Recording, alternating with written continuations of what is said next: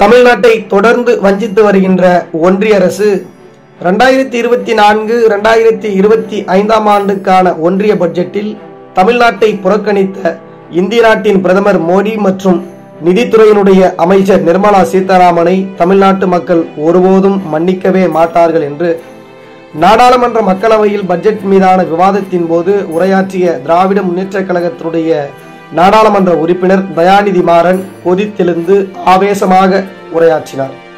குறிப்பாக கோவிலுக்கு போனால் உண்டியலில் பணம் போடாதீர், பூசாரி தட்டில்தான் பணம் போட வேண்டும் என்று சொல்கின்றவர்தானே ஒன்றிய நிதியமைச்சர் நிர்மலா சீதாராமன் எனவும் கிண்டல் அடித்து நாடாளுமன்றத்தில் உரையாற்றினார். குறிப்பாக ஒன்றிய பட்ஜெட் மீதான விவாதத்தின் போது திமுகவின் மத்திய சென்னை நாடாளுமன்ற உறுப்பினர் தயாநிதி மாறன் அவர்கள் பேசியதாவது: பிரதமர் மோடிக்கு தேர்தல் காலத்தில் தான் தமிழ்நாடு நினைவுக்கு வரும், தமிழ்நாட்டுக்கு வந்து தமிழனாய் பிறக்க வேண்டும், தமிழை கற்க வேண்டும் என்பார், திருக்குறளையும் சில பழமொழிகளையும் மேற்கோள் காட்டி பேசுவார்.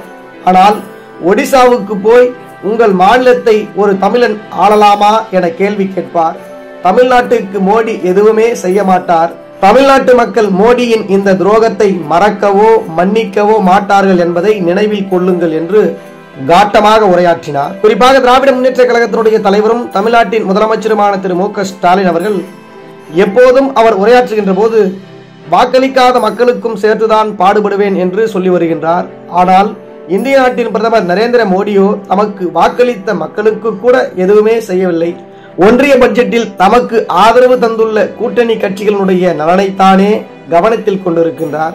தமிழ்நாட்டின் முதல்வர் திராவிட முன்னேற்ற கழகத்தினுடைய தலைவர் திரு மு.க. ஸ்டாலின் அவர்கள் வழியை பின்பற்றுங்கள். பிரதமர் மோடி அவர்களே, மத்திய பட்ஜெட்டில் குறிப்பிட்ட சில மாநிலங்களுக்கு மட்டுமே நிதி ஒதுக்கீடு செய்துவிட்டு தமிழ்நாட்டை புறக்கணிப்பது ஏற்க முடியாது.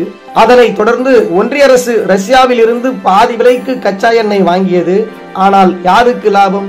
பெட்ரோல் டீசல் விலை இன்னமும் குறையவே இல்லையே, ஏன்? கோவையில் ரோட் ஷோ நடத்திய இந்திய நாட்டினுடைய பிரதமர் நரேந்திர மோடி ஆனால் கோவை மெட்ரோ ரயில் திட்டங்களுக்கு நிதி ஒதுக்கவில்லையே, ஏன்? தாம்பரம் செங்கல்பட்டு உயர்மட்ட சாலைக்கு இன்னமும் ஒப்புதல் தரவில்லை. சென்னை மெட்ரோ ரயில் திட்டத்துக்கு இப்போது வரை ₹1 கூட ஒன்றிய அரசு ஒதுக்கீடு செய்யவில்லை.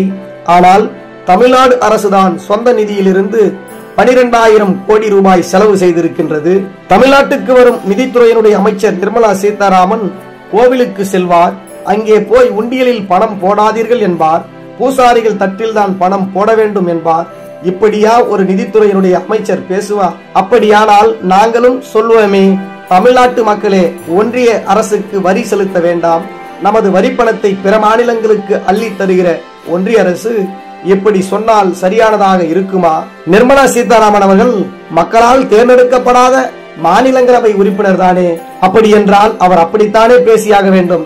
குறிப்பாக தமிழ்நாட்டு மக்கள் கடுமையாக 2 வெள்ளங்களால் பாதிக்கப்பட்டனர்.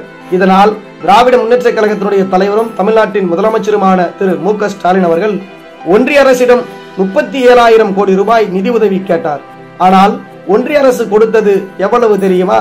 வெறும் 276 கோடி தான்.